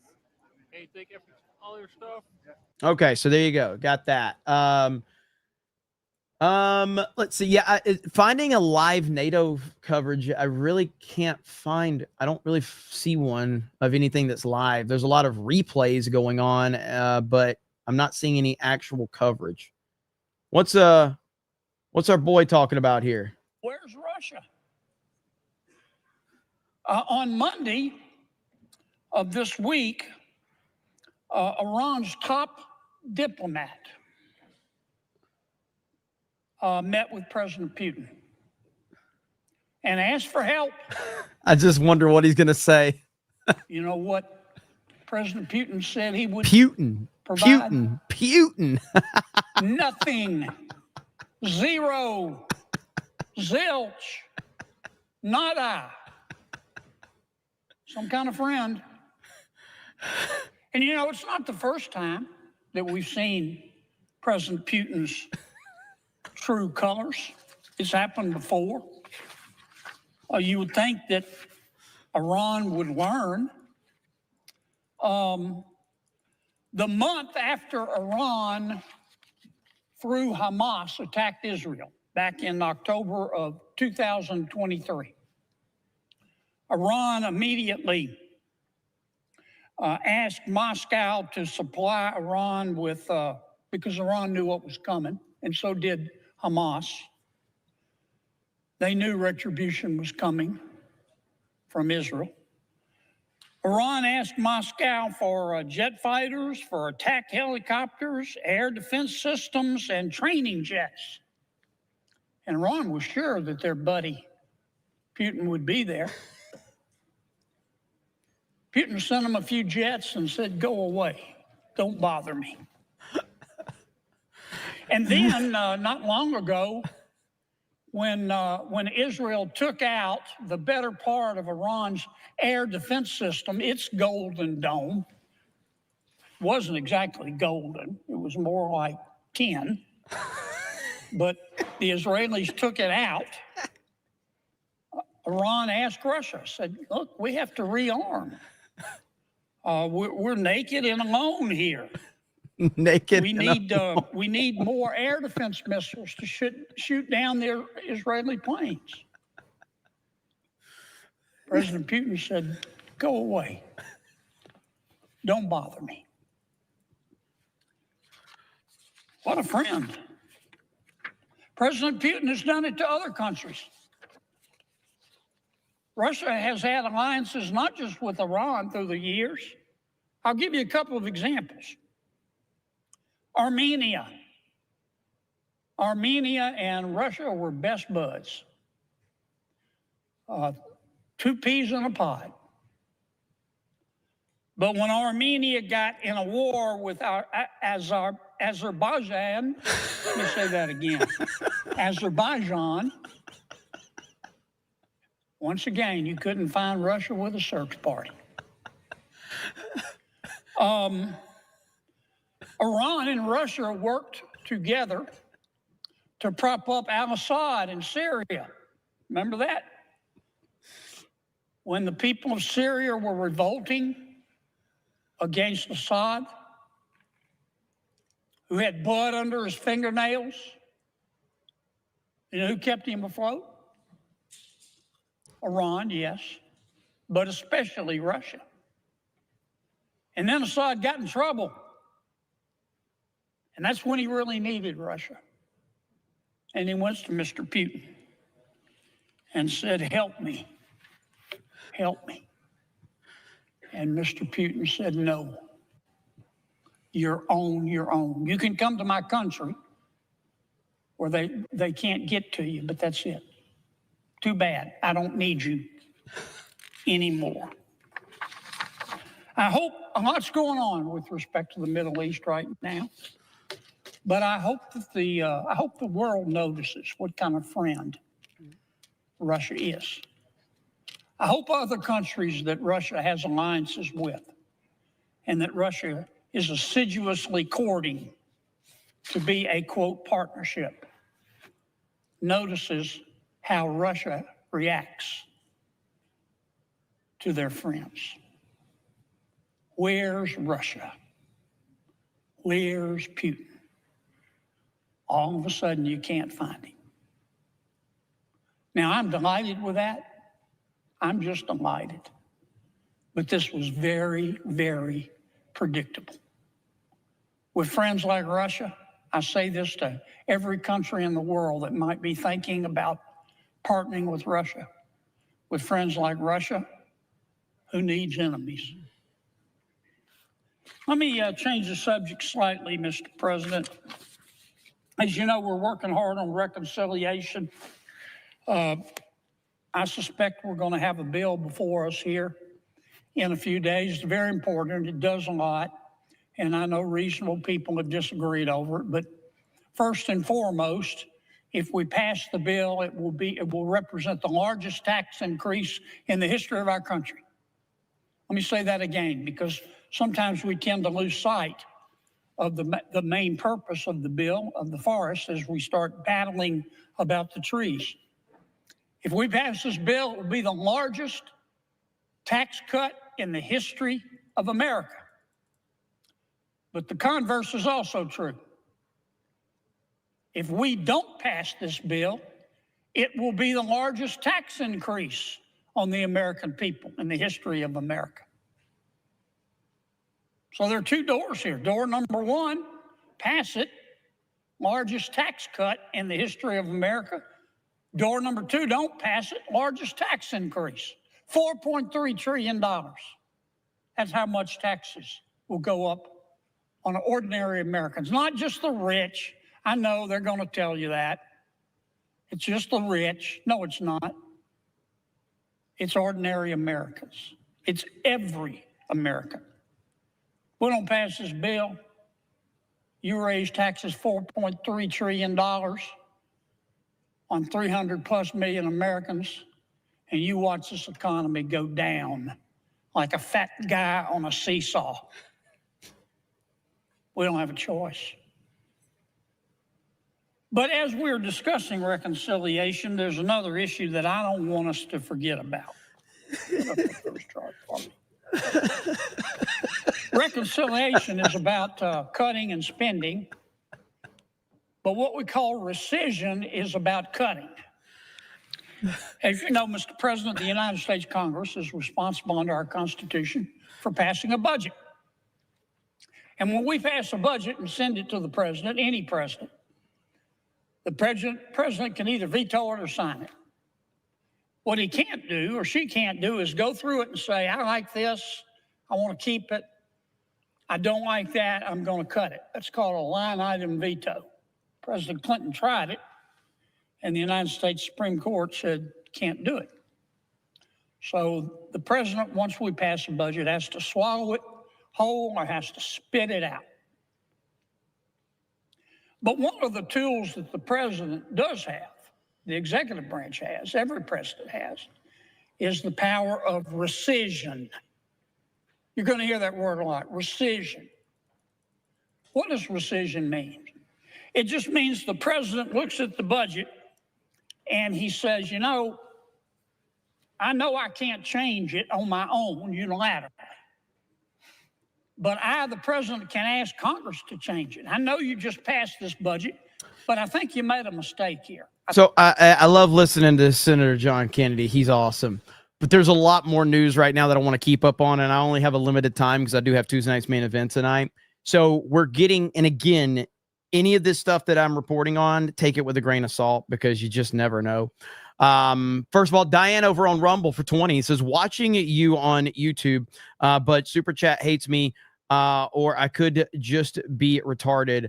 Thought I'd share. ICE arrested illegal Iranians, and there's a YouTube link. Yeah, you can't put links in the super chats, I don't think. So I will check that one out though. Diane, thank you so much for the Rumble rant over there. So a lot of these accounts that I'm going to be sharing news from, again, I don't know what's true and what's not true. What I've learned in the past couple of weeks is that pretty much anything that I hear Netflix Yahoo say, I don't agree or I don't trust it. But this just came across just in Israeli Prime Minister Netflix Yahoo says Iran's nuclear program is destroyed. That is directly from him. And that's with all the reports out there that we're hearing that, that it's not destroyed, yada, yada, yada. So I don't know what exactly is true and what's not true. So I'm not going to just believe anything at this point in time, except for the White House. I'll believe what they're telling me, but I don't believe what a lot of these websites, and in particular, I will not believe anything that this guy says, because he's a very trustworthy individual. Let me see. Okay.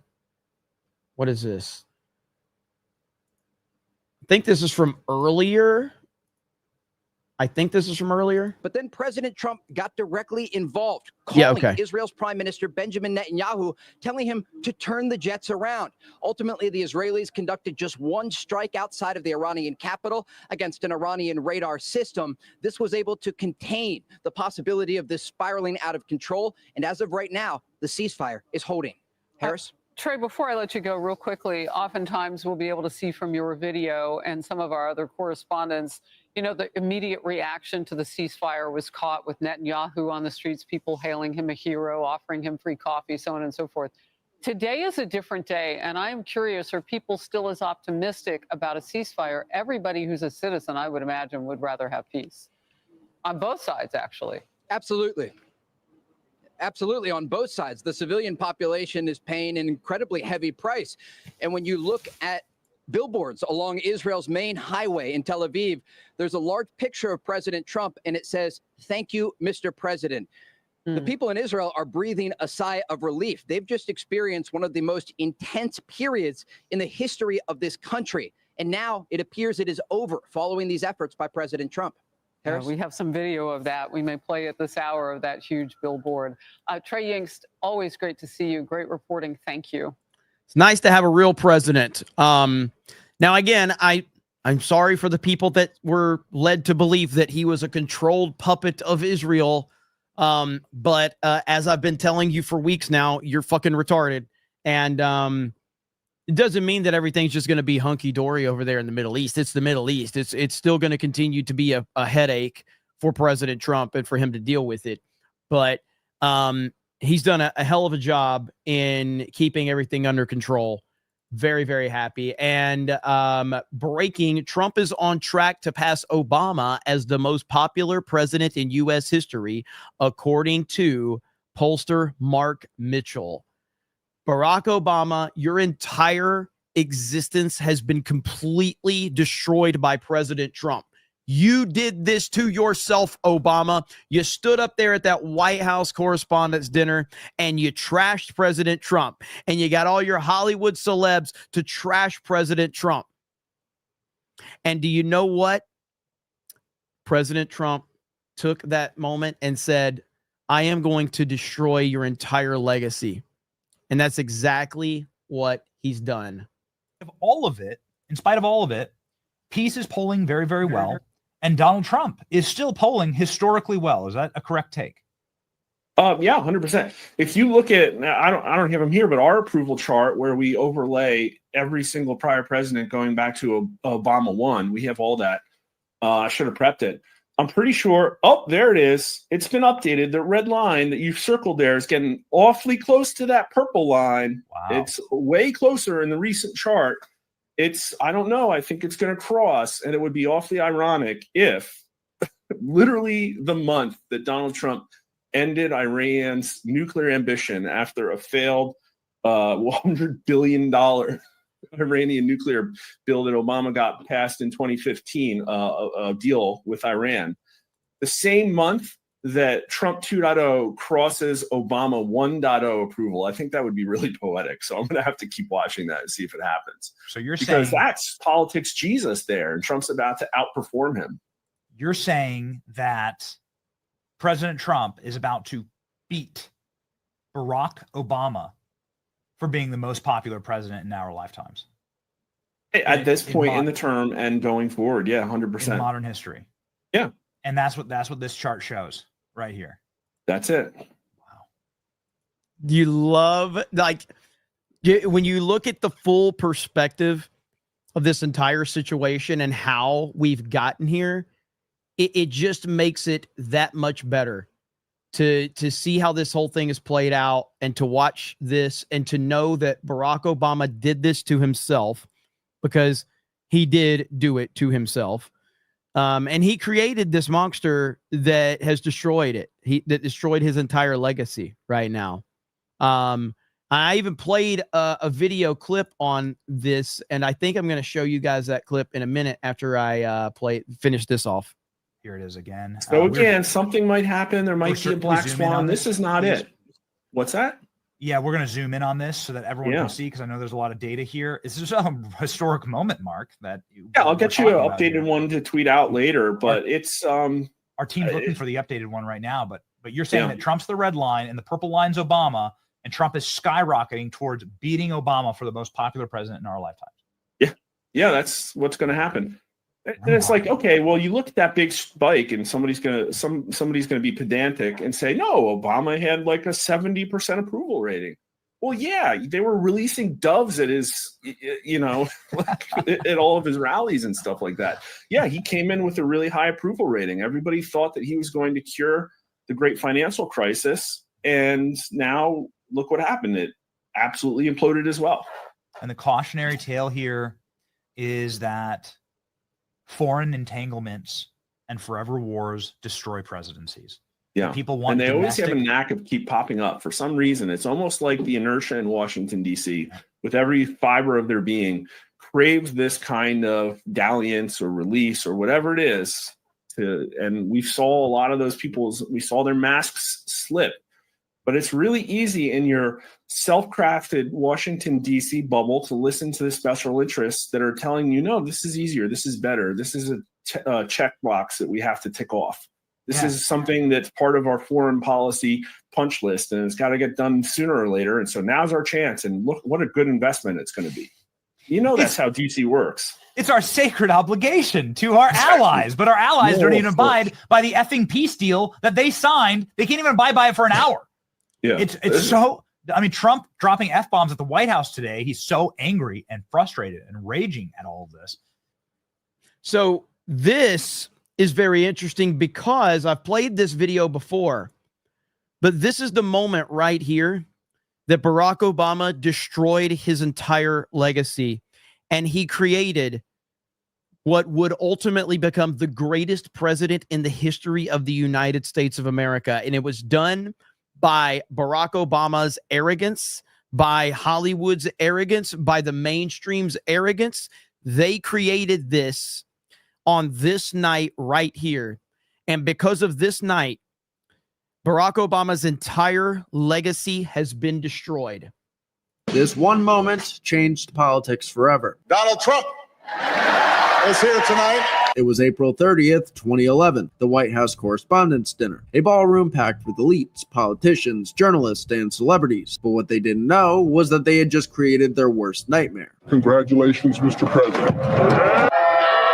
Sitting in the crowd that night was Donald Trump. Not yet a politician, just an extremely rich businessman. A guy who dared to challenge the system and got mocked for it. Donald Trump has been saying that he will run for president as a Republican, which is surprising since I just assumed he was running as a joke. For weeks, Trump had been hammering Obama on his birthplace of Kenya. And the media, they couldn't handle it. So they did what the elites do best. They tried to humiliate him. And that night, Barack Hussein Obama took the stage and made Trump the punchline. No one is happier, no one is prouder to put this birth certificate matter to rest than the Donald. And that's because he can finally get back to focusing on the issues that matter. Like, did we fake the moon landing? The room absolutely loved it. They weren't laughing at a joke. They were laughing at Trump. They wanted him small, embarrassed, and broken. Obama kept swinging.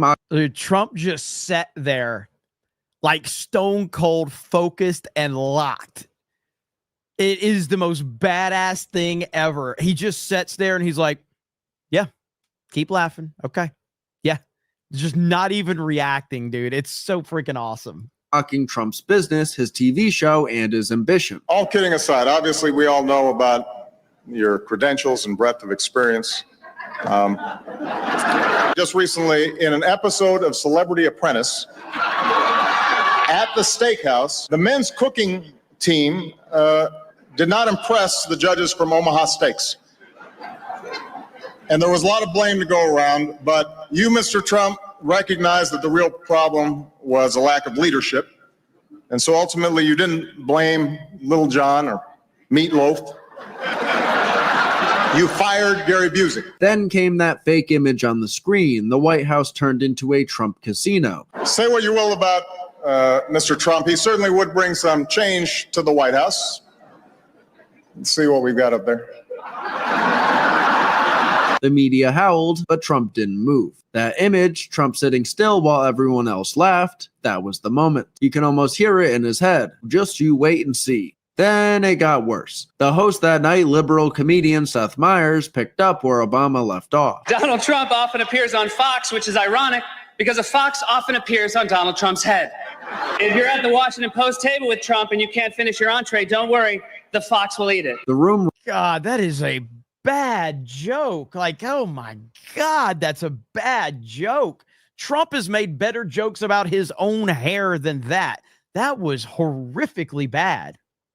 Roared, but Trump didn't flinch. He sat there surrounded by smug elites who thought they had crushed him. They didn't realize they had actually just activated him. And as the night went on, Trump left early. No after parties, no cameras. But that night didn't fade. It burned. Roger Stone later said it plainly. That's the night he decided to run. Maybe I'll just run. Maybe I'll show them all. Trump never admitted it directly, but he didn't have to, because 4 years later, he came down that escalator. Donald Trump is running for president and made his entrance by coming down the escalator at Trump Tower with his wife, Melania. We need somebody that literally will take this country and make it great again. The same media that laughed in 2011 laughed again in 2015. We better be ready for the fact that he might be leading the Republican ticket next. I know you don't believe that.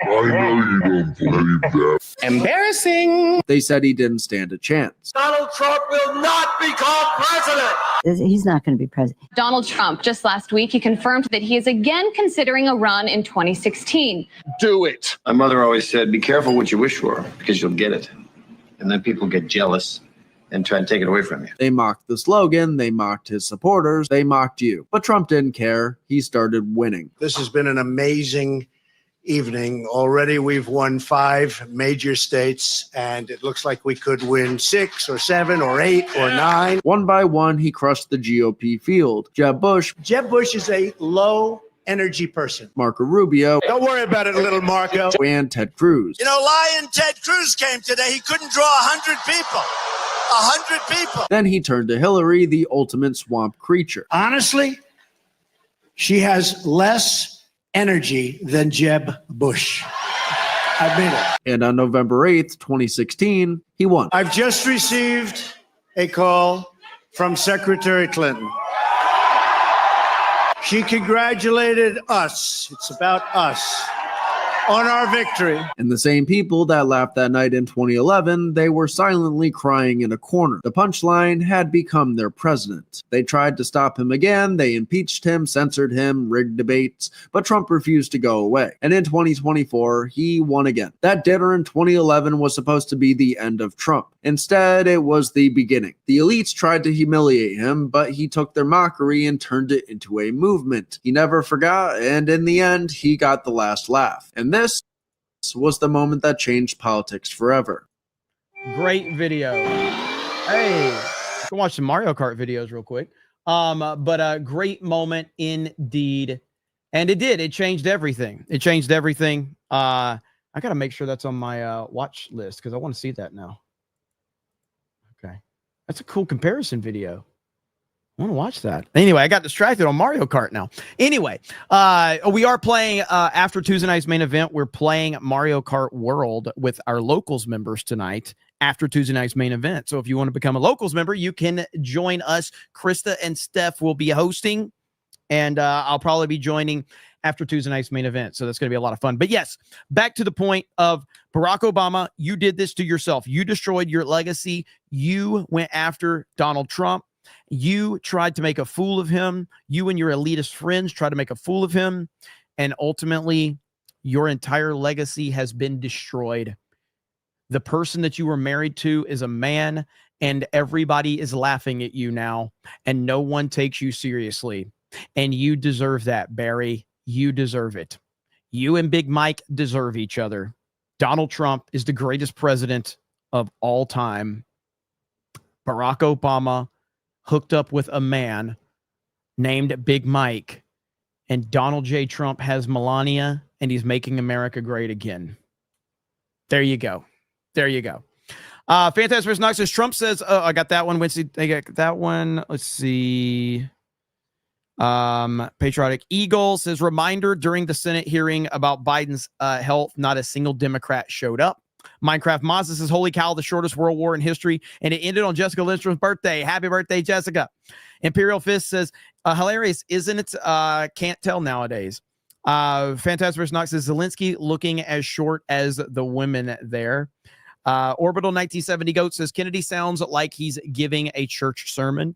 Stormborn says, is that Jeremy without a cap? Orbital 1970 Goat says, if Jeremy Osteen was a senator, I miss that guy. Darth Kitty says, that's my awesome Senator Kennedy. Jeremy Fig, Bama sucks. Go Tigers. Darth Gavel says, Trump is officially more black than Obama. Laughing my ass off. Ministry of Wrong Things says, finally Obama can actually say I built that. Tired Retro Gamer says, sheer fucking hubris, President Obama. Lying Dogface says, I think Trump 2028 means Trump wins the White House Speaker. We'll see. The House Speaker. Smeeky for $1. Thank you, Smeeky. And let me check this. Oh, by the way, if you have not, the Uncle IDOT shirt is still available for a few more days. If you're interested over on Teespring, people are already getting the shirt and they absolutely are loving it. So if you guys have not, go over to Teespring and check that out. We have Tuesday night's main event tonight over on the main Geeks and Gamers channel. So if you have not tuned in for that, it's going to be a good show. And then after that, we're doing a Mario Kart stream over on Locals. So, and if there's more news throughout the evening, I will be back to cover any more news that's happened, but I do have to get ready for that. And let me see here. Let me see. I'm just seeing if there's any updates last second. So,